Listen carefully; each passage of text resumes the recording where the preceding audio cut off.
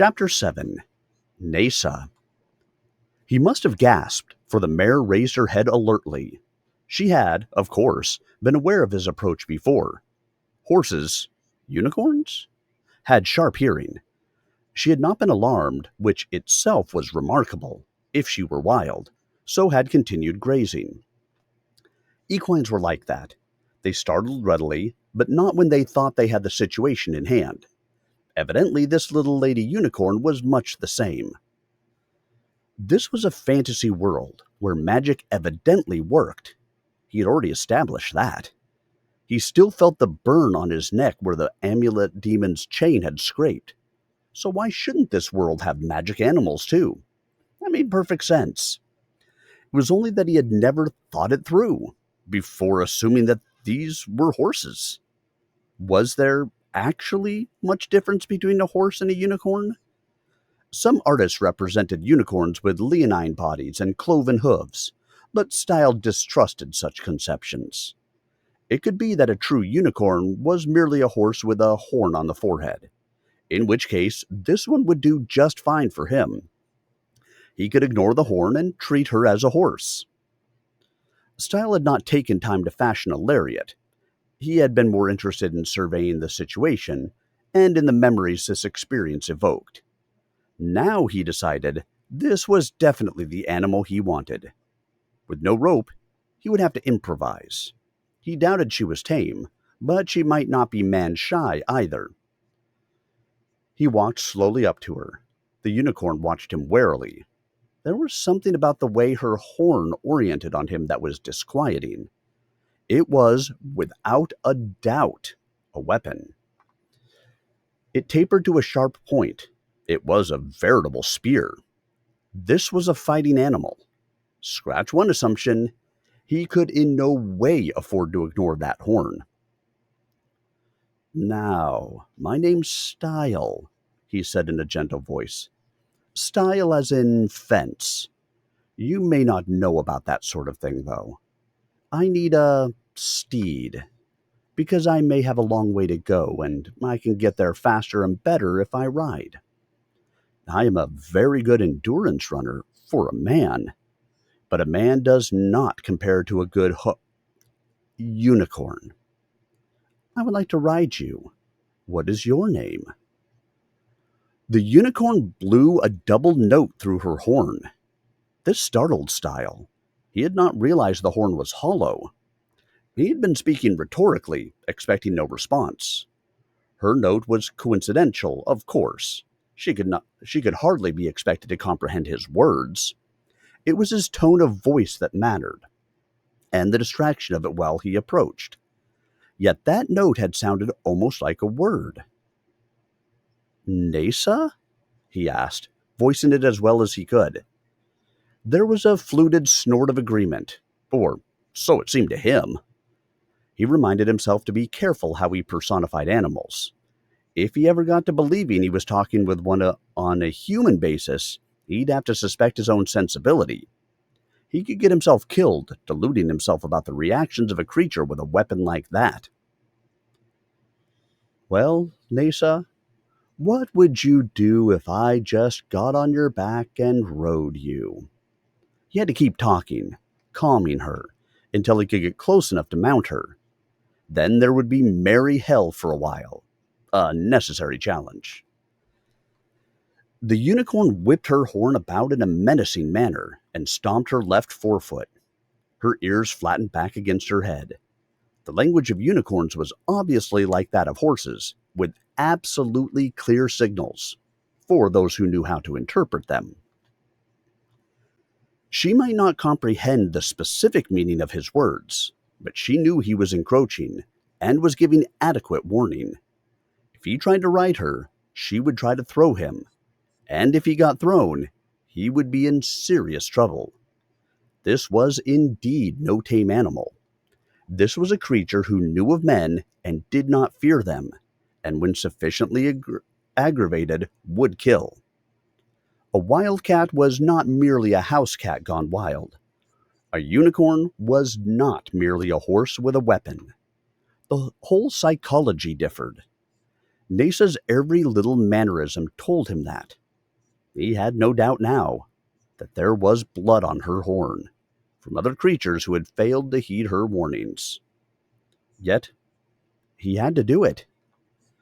Nesa, I'm sorry, but a demon tried to kill me not long ago, and in this frame of magic, I am not well equipped to protect myself. I need to get away from here, and I'm sure you can take me so much better than I can take myself. Men have always depended on horses, equines, to carry them, before they started messing with unreliable machines like automobiles and spaceships. He stepped closer to her, hand outstretched, saying anything, just so long as he kept talking. She lifted both forefeet in a little prance and brought them down together in a clomp directed at him. Her nose made a hooking gesture at him, and she made a sound that was part squeal and part snort and part music. The sort of music played in the background of a vid show when the horrible monster was about to attack. This was as forceful a warning as she could make. She would not attack him if he departed right now, as she preferred simply to graze and let graze. But she would no longer tolerate his presence. She was not at all afraid of him. A bad sign. She just didn't like him. Now Stile remembered the folklore about unicorns. How they could be caught only by a virginal girl. The unicorn would lay his head in her lap, and then an ambush could be sprung. Probably this had been a cynical fable. How do you catch a mythical animal? With a mythical person. Implication: virgins were as rare as unicorns. Clever, possibly true in medieval times, and beside the point. How could it relate to a man and a female unicorn? Would she put her head in his lap? Only to unman him, surely. More likely the matter related to riding. Only a person pure in spirit could ride a unicorn. And in such myths, purity was defined as sexual abstinence and general innocence. Stile had no claims to such purity. Therefore, this could be a very difficult ride. But, mythology aside, he expected that sort of ride anyway. I'm really am sorry to do this, Nesa, Stile said, and leaped. It was a prodigious bound, the kind only a highly trained athlete could perform. He flew through the air to land squarely on the unicorn's back. His hands reached out to take firm grip on her mane, his legs clamped to her sides, and his body flattened to bring him as close to her as physically possible. Nesa stood in shocked surprise for all of a tenth of a second. Then she took off like a stone from a catapult. Stile's body was flung off, but his hands retained their double grip on her mane, and in a moment his legs had dropped back and were clamping her sides again. She bucked, but he clung close, almost standing on his head. No ordinary horse could buck without putting its head down between its front legs. It was a matter of balance and weight distribution. Nesa managed it, however, providing Stile with just a hint of what he was in for. Normal limits were off. Here, this was, for sure, a magic animal. She reared, but he stayed on her like a jacket. She whipped her head about, spearing at him with her horn. But he shifted about to avoid it, and she could not touch him without endangering her own hide. That horn was designed to spear an enemy charging her from the front, not one clinging to her back. It took a special kind of curved horn to handle a rider. She would never dislodge him this way. So much for the beginning. Now the unicorn knew that no amateur bestrode her. It would require really heroic measures to dump him. For Stile, when he wasn't trying to gentle an animal, was extremely tough about falls. Nesa accelerated forward, going west toward the chasm cracks he had spied from the spruce tree, then abruptly braked. All 4 feet skidded on the turf. but Stile was wise to this maneuver and remained secure. She did a double spinabout, trying to fling him off by centrifugal force, but he leaned to the center of the turn and stayed firm. Abruptly, she reversed, and he did too. She leaped forward, then leaped backward. That one almost unseated him. It was a trick no ordinary horse knew, but he recovered, almost tearing out a fistful of her mane in the process. Well, now she was warmed up. Time to get serious. Nasa tripped forward, lowering her body, then reared and leaped simultaneously. She fell backward, then her hind feet snapped forward and she performed a flip in midair. For an instant, she was completely inverted, her entire body above his. Stile was so startled, he just clung. Then she completed the flip, landing on her front feet with her body vertical, finally whomping down on her hind feet. Only the involuntary tightening of his hands had saved him. A horse doing a backflip! This was impossible. But, he reminded himself again, this was no horse. This was a unicorn, a creature of fantasy. The mundane rules simply did not apply here. Next, Nasa went into a spin. She galloped in a tightening circle, then drew in her body until she was actually balanced on one forefoot, head and tail lifted, rotating rapidly. Magic indeed. Stile hung on, his amazement growing. He had known he would be in for a stiff ride, but he had grossly underestimated the case. This was akin to his fight with the demon. Well, maybe that was a fair parallel. Two magical creatures, one shaped like a humanoid monster, the other like a horse with a horn. Neither subject to the limitations of conventional logic. He had been foolish to assume that a demon that superficially resembled a horse was anything close to that kind of animal. He would remember this lesson, if he happened to get out of this alive. Now Nasa straightened out, stood for a moment, then rolled. Her back smacked into the ground, but Stile had known when to let go. He landed on his feet and was back on her back as she regained her own feet. "Nice try, Nasa," he said as he settled in again. She snorted. So much for round two. She had only begun to fight. Now she headed for the nearest copse of trees. Stile knew what was coming. The brush-off. Sure enough, she passed so close to a large trunk that her side scraped it, but Stile's leg was clear, as he clung to her other side in the fashion of a trick rider. He had once won a game in which the contest was trick riding. He was not the finest, but he was good. Nasa plunged into a thicket. The saplings brushed close on either side, impossible to avoid, but they bent aside when pushed and could not sweep off a firmly anchored rider who was prepared. She shot under a large horizontal branch, stout enough to remove him, but again he slid around to the side of her body, avoiding it, and sprang to her back when the hazard was past. Real riding was not merely a matter of hanging on. It required positive anticipations and countermoves to each equine effort. He could go anywhere she could go. Nasa charged directly toward the next large tree, then planted her forefeet, lifted her rear feet, and did a front foot stand that sent her back smashing into the trunk. Had he stayed on her, he would have been crushed gruesomely. No game, this. But Stile, now wise in the ways of unicorns, had dropped off as her motion started. He had less mass than she, weighing about an eighth as much, and could maneuver more rapidly than he had to.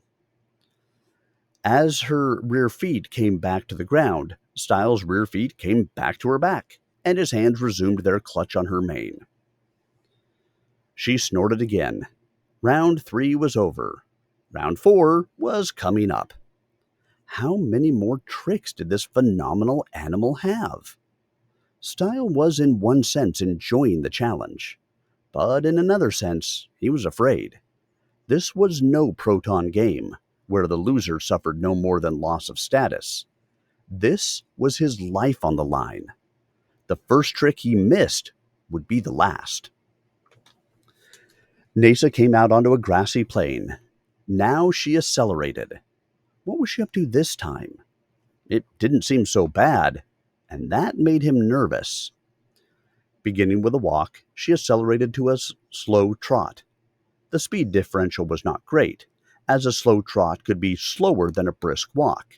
In fact, Stile had worked with lazy horses who could trot 1 meter per second, rather than the normal 3 or 4 meters per second. The distinguishing mark was the beat and pattern. In walking, the horse put down the 4 feet in order: left front, right front, left rear, 4 beats per cycle. Trotting was 2 beats, left front and right rear together, followed by right front and left rear together, or with a right lead instead of a left. The point was that the motion of each front foot was synchronous with one hind foot. In some cases, the front and rear moved together on the same side, but there were only 2 beats per cycle, the pairs of feet striking the ground cleanly together. It made for a bumpy but regular ride that covered the ground well and looked very pretty from the side. A slow trot could be gentle, a fast one could be like a jackhammer, but a trot was definitely a trot. At any speed, there was no mistaking it. Stile liked trotting, but distrusted this one. He knew he had not seen the last of this mare's devices. Next, she broke into a canter. 3 beat. Left front, then right front, left rear together, and finally right rear, like a cross between a walk and a trot, and the ride a kind of gentle swooping. All perfectly conventional, and therefore not to be trusted. She had something horrendous in her canny equine mind. Finally, she reached a full gallop, a modified 2 beat, the 2 front legs striking almost but not quite together, then the rear 2. A 4 beat cycle technically but not uniform. Beat beat, beat beat, at the velocity of racing. Stile enjoyed it. He experienced an exhilaration of speed that was special on a horse. Unicorn. Motored wheels could go much faster, of course, but it wasn't the same. Here, as it were in the top gear, the animal straining to the limit, though this one was not straining, but loafing at a velocity that would have had another one straining. The unicorn shifted into another gait. It was a 5 beat. Stile was so surprised, he almost dropped off. No horse had a 5 beat gait. There were only 4 feet. No horse. There he was again. He kept forgetting and getting reminded in awkward ways.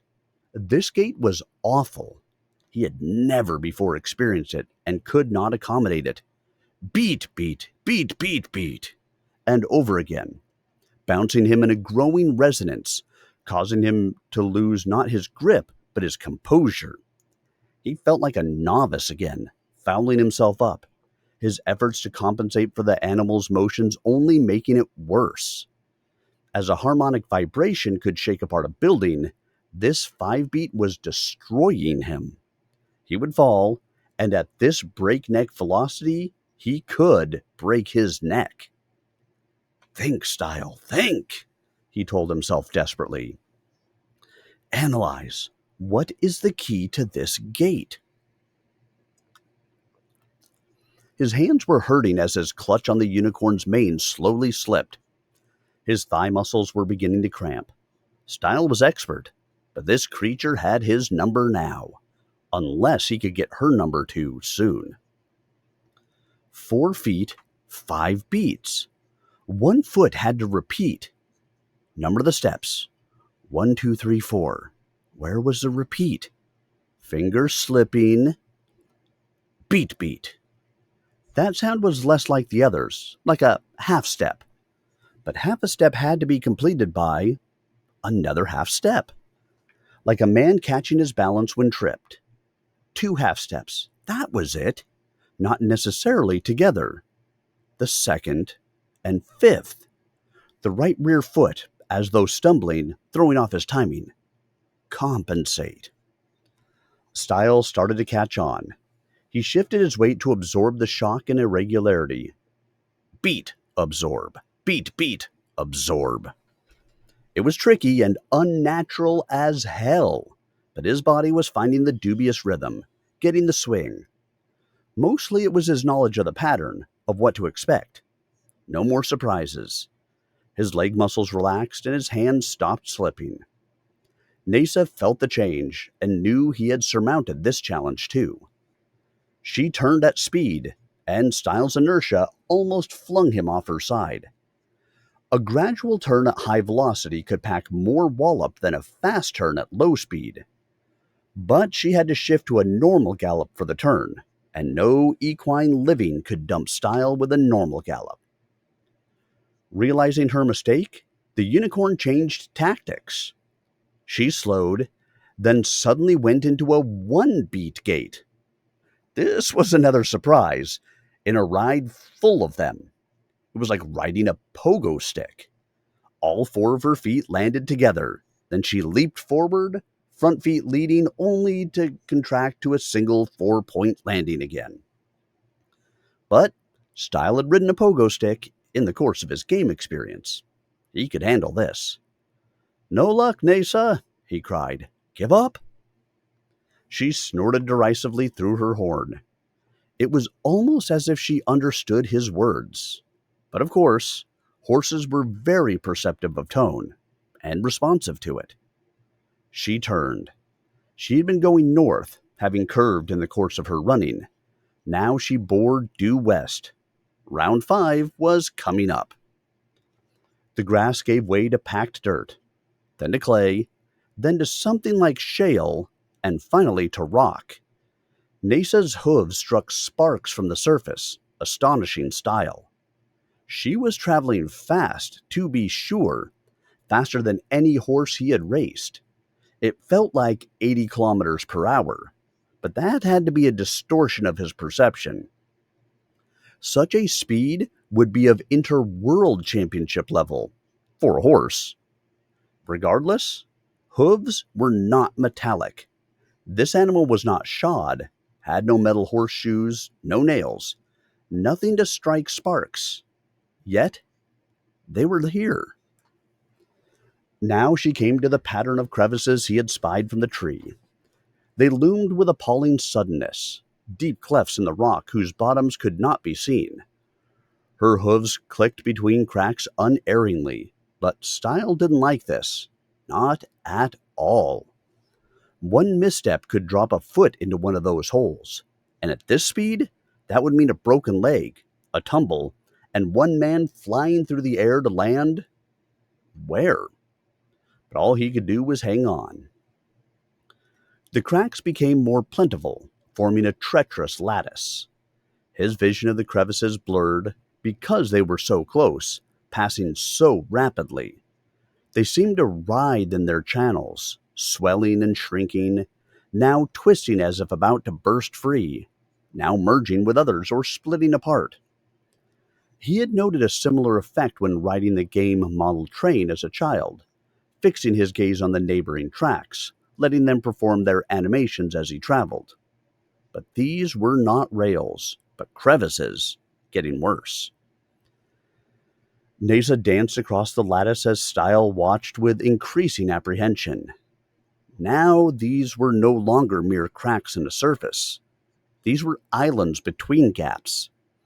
Nasa was actually traversing a chasm, jumping across from stone to stone, each stone a platform rising vertically from the depths. Stile had never seen such a landscape before. He really was in a new world.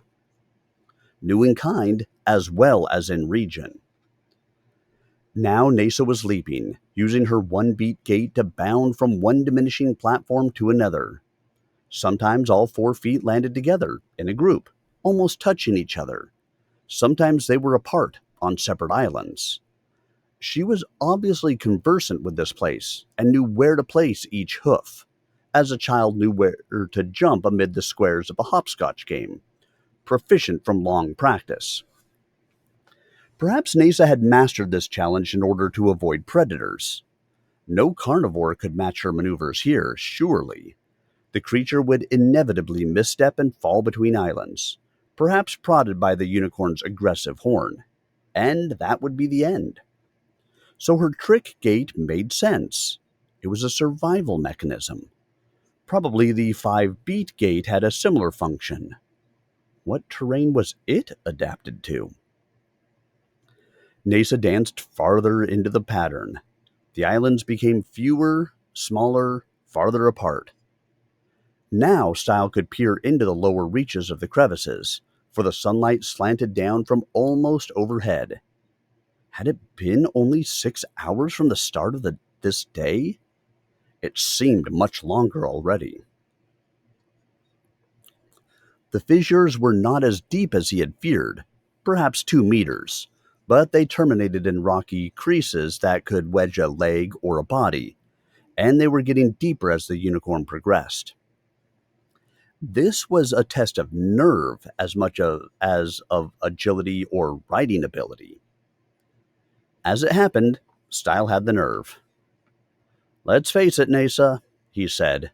He tended to talk to horses. They listened well, politely rotating their pointed furry ears around to fetch in larger scoops of his sound, and they did not often talk back. "We're in this together now. What would I gain by falling off? A broken leg? If it's all the same to you, oh prettiest and sure-footed of equines, I'll just stay on." He saw her left ear twitch as if shaking off a fly. She heard him all right, and was not pleased at the confidence his tone exuded.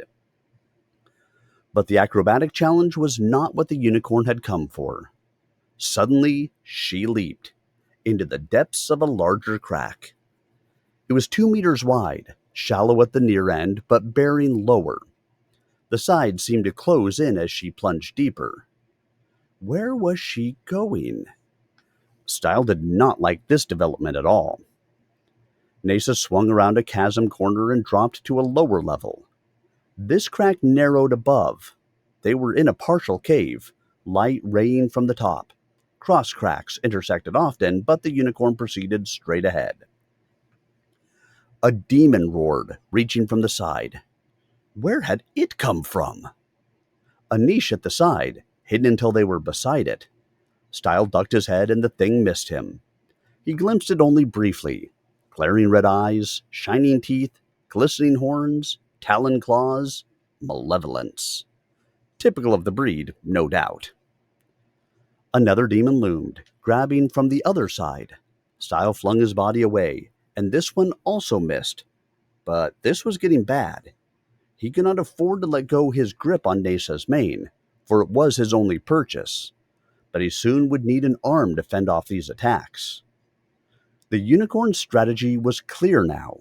She was charging through the habitat of monsters, hoping one of them would pluck the unwanted rider from her back. The demons were not grabbing at her. They shied away from her deadly horn, instead snatching from the sides. They seemed akin to the demon of the amulet that he had fought before, except that their size was constant. Stile knew he would not survive long if one of those monsters nabbed him. He had already learned how tough demons were. He would have to compromise. Nasa could not turn abruptly, for these crevices defined her route. The demons stood only at intersections and niches. There was not room enough in a single crevice for unicorn and demon. So this was a set channel with set hazards. He should be able to handle it, if he were careful. Another intersection, another demon on the right. Stile let go Nasa's mane with his right hand and lifted his arm to ward off the attack. He did it with expertise, striking with his forearm against the demon's forearms, obliquely, drawing on the power of his forward momentum. The leverage was with him, and against the reaching demon. Stile was sure of that. There was art to blocking, no matter what was being blocked. Nasa felt his shifting of weight and tried to shake him off, but the channel bound her. She could not act effectively. Her trap inhibited her as much as him. It was evident that the demons were not her friends, otherwise she would simply stop and let them snatch him off. No, they were enemies, or at least unfriends. She neither stopped nor slowed, lest the demons get her as well as him.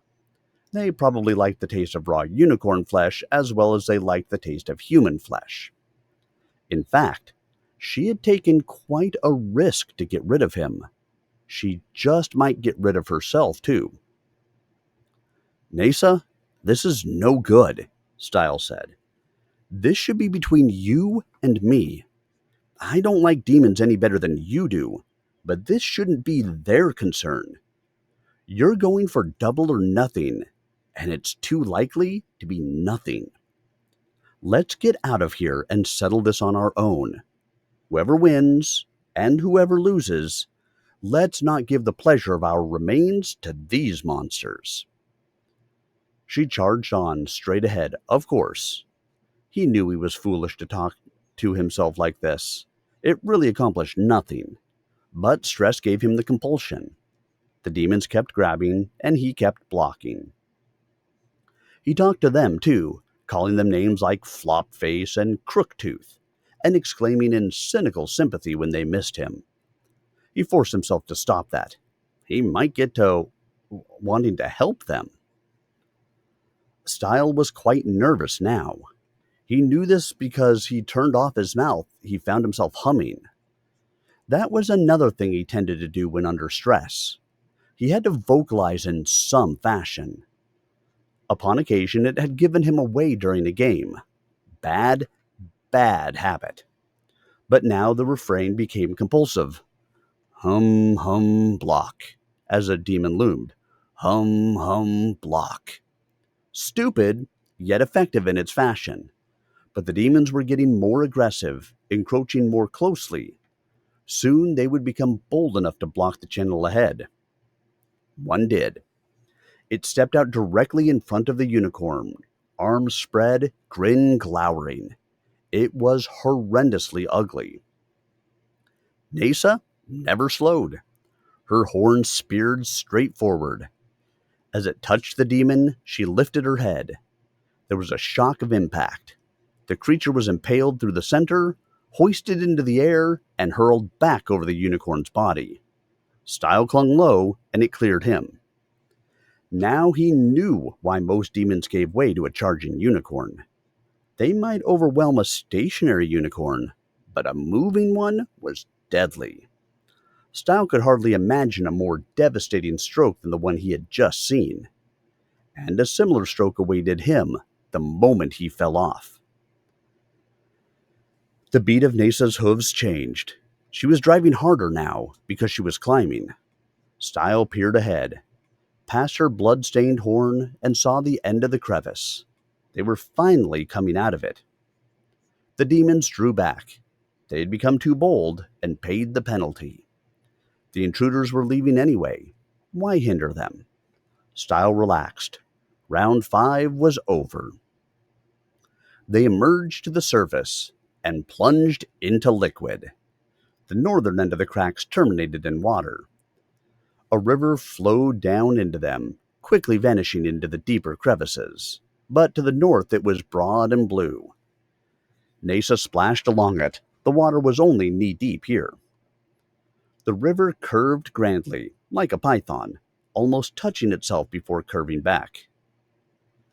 The original meander, Stile remarked. But I don't see how this is going to shake me off, Nasa. However, if he had to be thrown, he would prefer that it be in water. He was, of course, an excellent swimmer. Then the water deepened, and the unicorn was swimming. Stile had no trouble staying on. Was she going to try to drown him? She had small chance. He had won many a game in the water and could hold his breath a long time. She did not try. She merely swam upstream with amazing facility, much faster than any ordinary horse could do, and he rode her through all but her head and his head were immersed. The river was cool, not cold. In fact, it was pleasant. If this were round 6, it was hardly a challenge. Then he felt something on his thigh. He held onto the mane with his right hand, wary of tricks, and reached with his left, and found a thing attached to his flesh. Involuntarily, he jerked it off, humming again. There was a pain as of abrading flesh, and it came up, a fish-like creature with a disc for a head, myriad tiny teeth projecting. It was a lamprey, a blood-sucking eel-like creature, a parasite that would never let go voluntarily. Another minor monster from the biological museum exhibits, here alive. Stile looked at it horrified. Magic he found incredible, therefore it didn't really bother him. But this creature was unmagical and disgusting. He heard the loudness of his own humming. He tried to stop it, ashamed of his squeamishness, but his body would not obey. What revulsion! Another sensation. He threw the lamprey away with a convulsive shudder, and grabbed the next from his side. It was a larger sucker. There was little he could do to it one-handed. It was leather tough. He might bite it. That would serve it right. A taste, literally, of its own medicine. But he recoiled at the notion. Ugh! The nauseous beasties did not seem to be attacking the unicorn. Was it her hair or something else? She could hardly use her horn to terrorize something as mindless as this. Nasa kept swimming up the river, and Stile kept yanking off eels, humming grimly as he did. He hated this. He was absolutely revolted, but he certainly was not going to give up now. The unicorn dived, drawing him under too. Stile held his breath, clinging to her mane. It was work for her to stay under, as her large equine belly gave her good flotation. He was sure he could outlast her.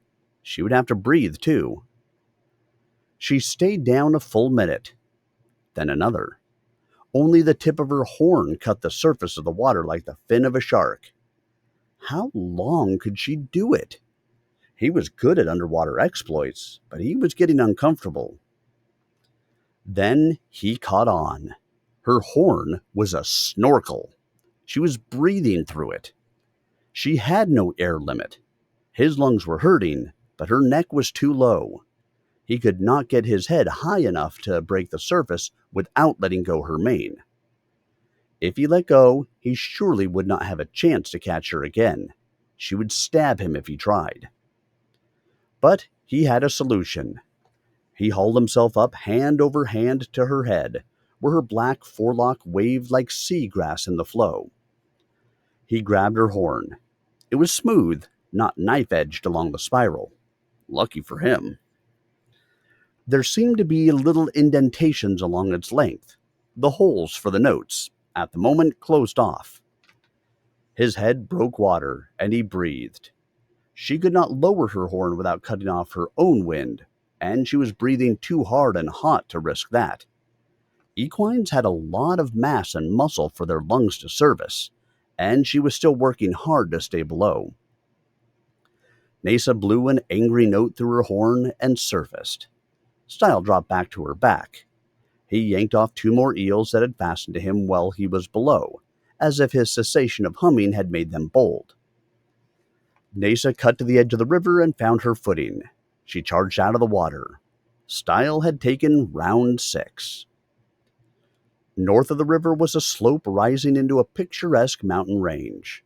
The highest peaks were cloud-girt and seemed to be snow-covered. Surely she was not about to essay the heights. She was.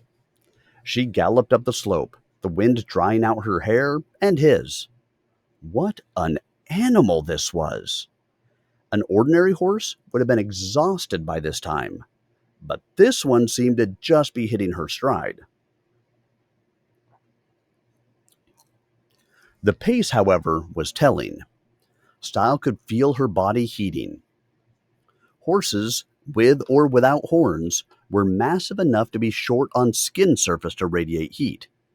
Therefore, they sweated, as did man, but still it could take some time to dissipate the heat pollution of overexertion. She would have to ease up soon, even if her muscles still had strength. She did not. The slope increased, her hooves pounded harder. 1, 2, 3, 4. A good, hard-working gallop. She was not even trying to shake him off now, but she surely had something excellent in mind. The grain grass turf gave way to fields of blue and red flowers and goldenrod. More rocks showed, their rugged facets glinting cruel deep gray in the sun. The trees became smaller. Wisps of fog streamed by. Stile craned his neck to look back, and was amazed. Already the Meander River was a small ribbon in the distance, far below. They must have climbed a vertical kilometer. Suddenly the air seemed chill, the breeze cutting. But the unicorn was hot. Again small sparks flew from her feet as the hooves struck the rocky ground. Fine jets of vapor spurted from her nostrils. Vapor? Stile squinted, unbelieving. Those were jets of fire. No, impossible. No fleshed creature could breathe out fire. Living tissue wasn't able to. Stile nudged forward, freed one hand, and reached ahead to approach the flame he thought he saw. Ouch! His fingers burned. That was indeed fire. All right, once more, this was a magic land. He had accepted that provisionally. The laws of physics he had known did not necessarily apply, or if they were valid, they operated in different ways. Horses generated heat, so did unicorns. Horses sweated. This creature remained dry once she had shed the river water. So she got rid of excess heat by snorting it out her nostrils in concentrated form. It did make sense in its particular fashion. Now the air was definitely cold. Stile was naked. If they went much higher, he could be in a new sort of trouble. And of course, that was the idea. This was round 7, the trial of inclement climate. Nasa was not suffering. She was doing the work of running. So was burning hot. The cold recharged her. Stile got down as close to his mount as he could. His back was freezing, but his front was hot, in contact with the furnace of Nasa's hide. This became uncomfortable. He was trying to sweat on one side and shiver on the other, and he couldn't turn over. And Nasa kept climbing. Could he steer her back down the hill? Unlikely. Trained horses moved with the guidance of reins and legs and verbal directives, but they did it basically because they knew no better. They were creatures of habit who found it easiest to obey the will of the rider. This unicorn was a self-willed animal, no more tractable than a self-willed machine. Ah, Sheen, what of you now? If he did not like her direction, he would have to get off her back. So he would just have to bear with it. He had to tame this steed before he could steer her, and he had to stay on before he could tame her. He found himself humming again. It seemed to help.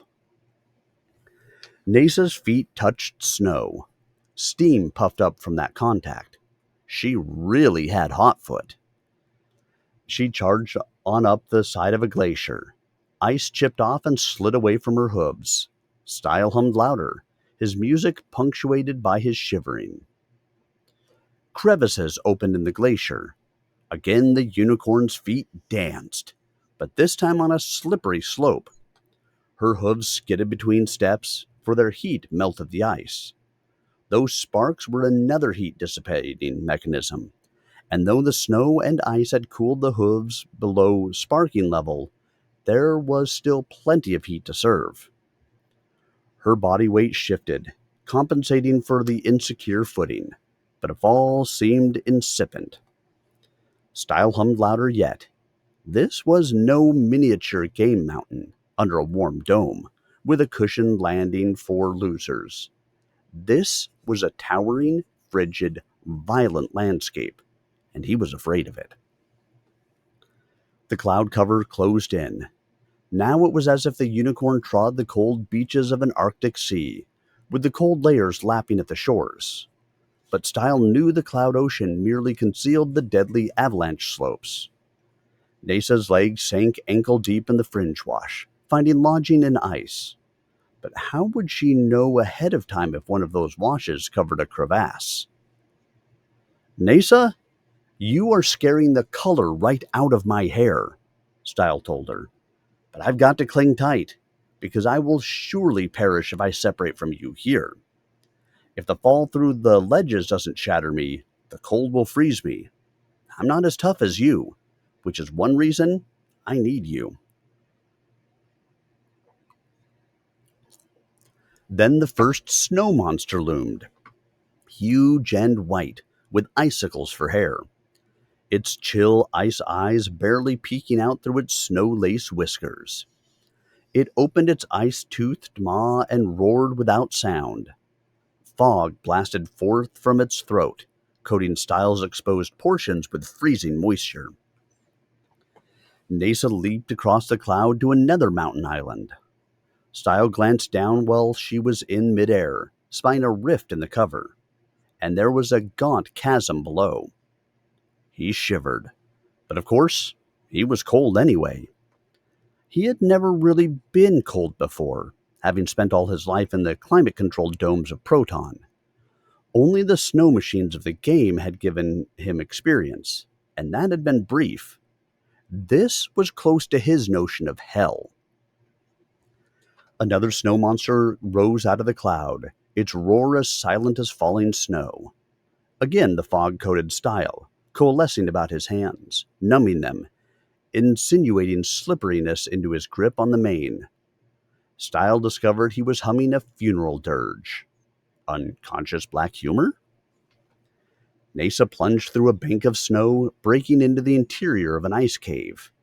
Two more snow monsters loomed, breathing their fog. Nesa charged straight into them. One failed to move aside rapidly enough, and the unicorn's flame breath touched it. The monster melted on that side, mouth opening in a silent scream. On out through another snowbank, and now they were on a long snow slide on the north side of the range. Four legs rigid, Nesa slid down, gaining speed. Her passage started a separate snow slide that developed into a minor avalanche. It was as if the entire mountain were collapsing around them. It would be so easy to relax, let go, be lost in the softly piling snow. Stile felt a pleasant lassitude. The snow was like surf, and they were planing down the front of the hugest wave ever imagined. But his hands were locked, the muscles cramped. He could not let go after all. Suddenly, they were out of winter, standing on a grassy ledge, the sun slanting warmly down. The cold had numbed his mind. Now he was recovering. Nesa was breathing hard, her nostrils dilated, cooling. Stile did not know how long he had been unaware of their progress. Perhaps only minutes, perhaps an hour. But somehow he had held on. His hands were cramped. This must be what was called a death grip. Had he won the victory? Or was this merely a respite between rounds? Nesa took a step forward, and Stile saw that the ledge was on the brink of a cliff overlooking the Meander River. In fact, there was the roar of a nearby falls. The river started here, in the melting glaciers, and tumbled awesomely to the rocky base. Sure death to enter that realm. Yet Nesa, fatigued to the point of exhaustion, was gathering herself for that leap. Stile, his strength returning through his muscles and skin, although they were sore from the grueling ride, stared ahead. Appalled. Enter that maelstrom of plunging water and cutting stone? She was bluffing. She had to be. She would not commit suicide rather than be tamed. The unicorn started trotting toward the brink. She broke into a canter, bunched herself for the leap. Stile flung himself forward, across her neck, half onto her head. His locked fingers cracked apart with the desperate force of his imperative, his arms flung forward. He grabbed her horn with both hands, swung his body to the ground beside her head, and bulldogged her to the side. She fought him, but she was tired and he had the leverage. He had rodeo experience, too. They came to a halt at the brink of the cliff. A warm updraft washed over their faces, enhancing the impression of precariousness. Stile did not want to look down. Any crumbling of the support. Stile held her tight, easing up only marginally as she relaxed, not letting go.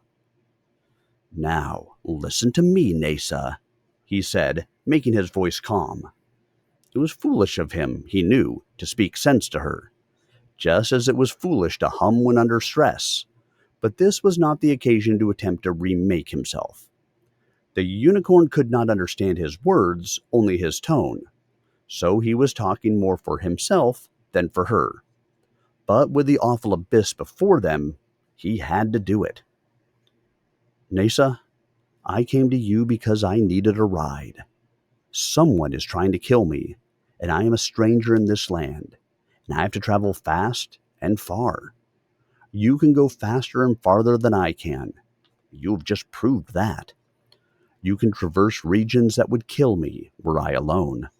So I need you for a purely practical reason." She continued to relax by marginal stages, one ear cocked to orient on him, but she had not given up. The moment he let go, she would be gone.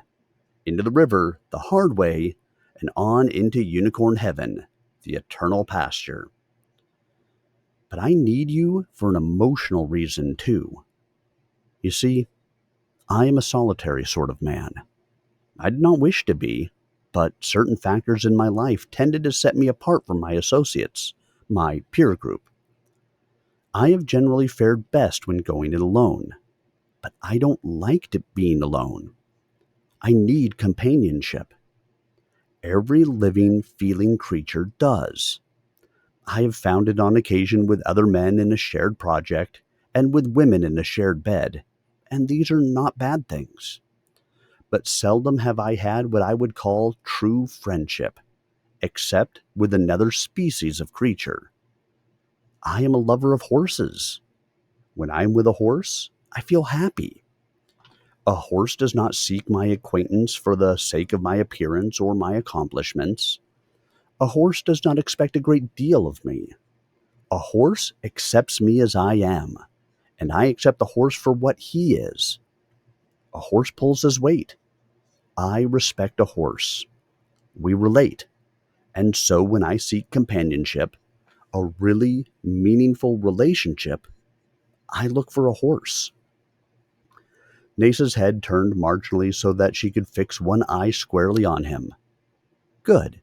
She was paying attention to the soothing tones. Stile eased his grip further, but did not let go of her horn. "So, I looked for you, Nasa, to be my equine companion. Because once a horse gives his allegiance, he can be trusted. I do not deceive myself that the horse cares for me in the same way I care for him." He tightened his grip momentarily in a brief outpouring of the emotion he felt. Or, for her, but a horse is loyal. I can ride a horse. I can play. I can sleep without concern, for the horse will guard me from harm. A good horse will step on a poisonous snake before a man knows the threat is present. The horse will alert me to some developing hazard, for his perceptions are better than mine, and he will carry me away in time. I looked for you, Nasa. I selected you from all the herd before I ever saw you directly, because you were not really of the herd. You were a loner like me. Because you were small like me, but also healthy like me. I understand and appreciate fitness in man and animal.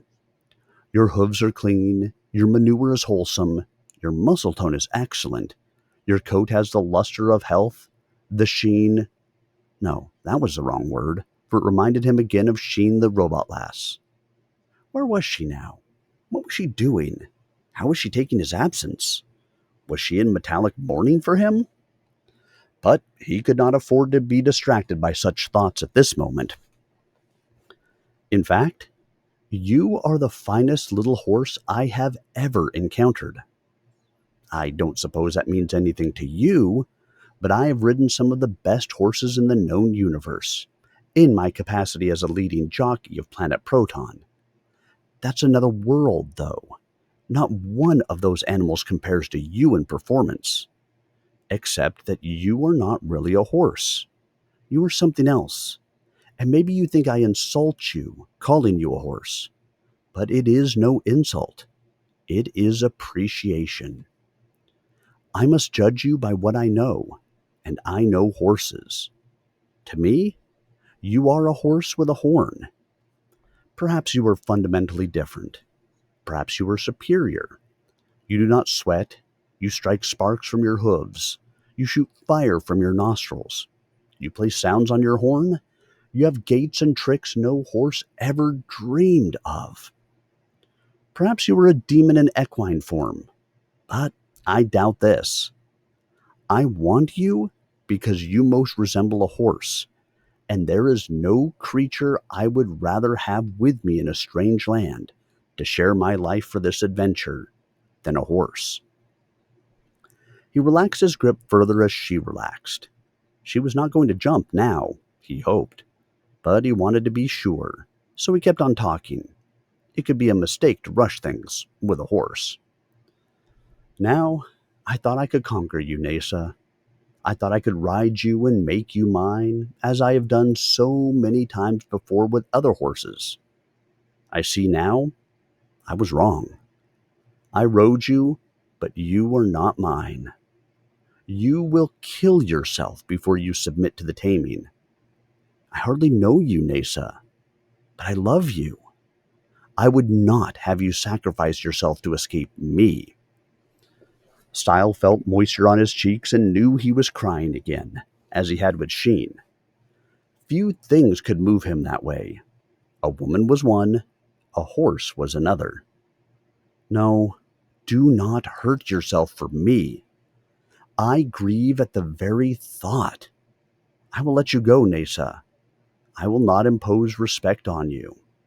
You are the most perfect steed I could ever hope to associate with. But I will seek another, a lesser animal. For I must be accepted too. It must be mutual. I cannot love and be unloved. Go with my regret, my sorrow, and my blessing. You are free. And he let her go, slowly, so as not to startle her, and stepped back. Yet, I wish it had worked out, he said. Not merely because I can see how good you would have been for me. Not only because the love of such a creature as you, not lightly given, is more precious than anything else I could seek. Not only because you are another example of what I like to see in myself, in my foolish private vanity, the proof that excellence can indeed come in small packages. No, there is more than that. I believe you need me the same way I need you. You are alone. You may not be aware of it, but you need a companion too, one who respects you for what you are. You are no ordinary mare. He saw a scrape on her foreleg. Oh, Nasa, you were hurt on that run. He squatted to examine it. Pain lanced through his knees and he fell over, dangerously near the brink.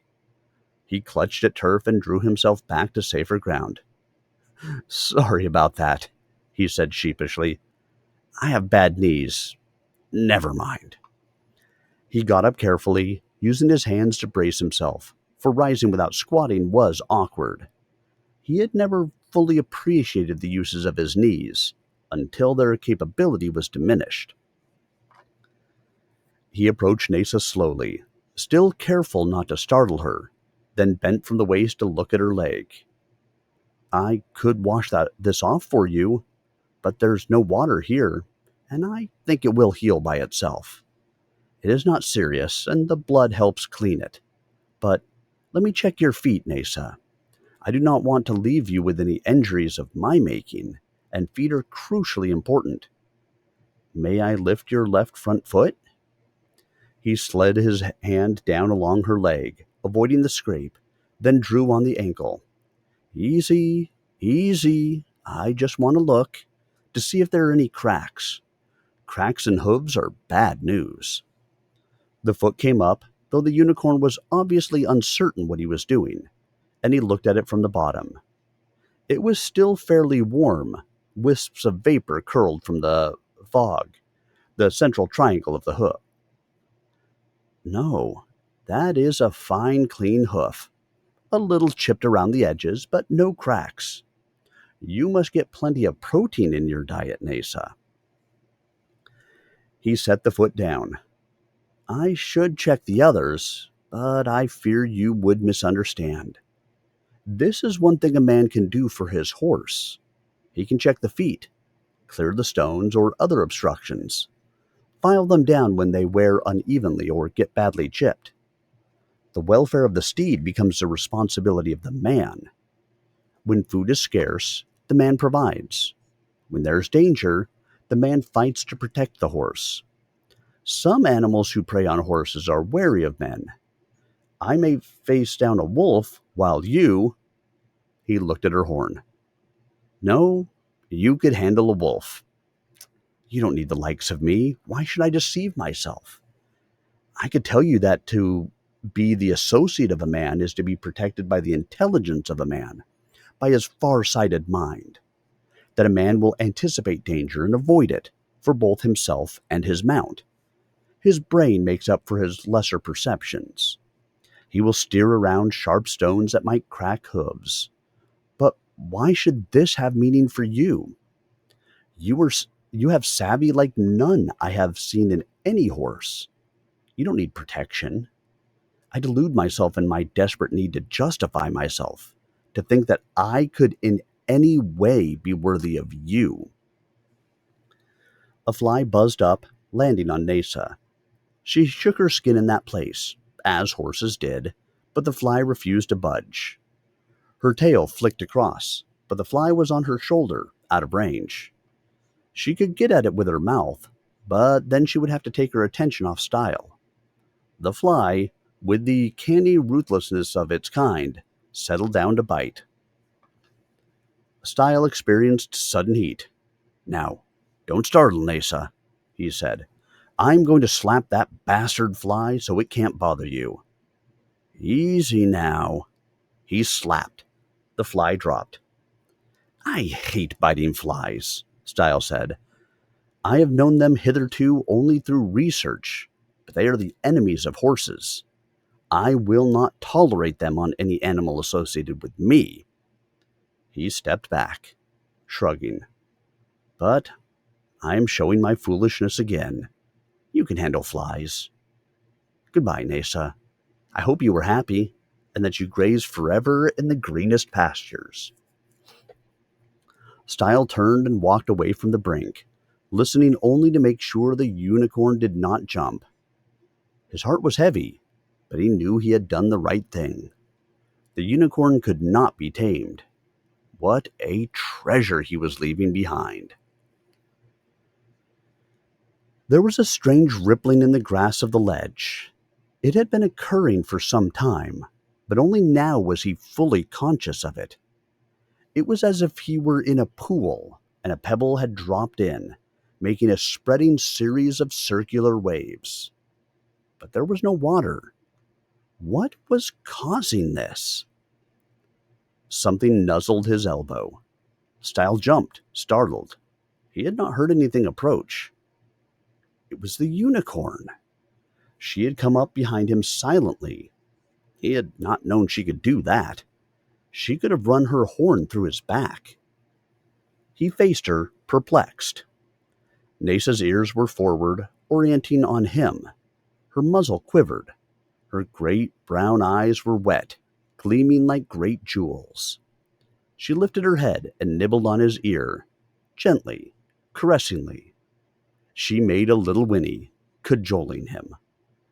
"Oh, Nasa," he breathed, lifted by an explosion of joy.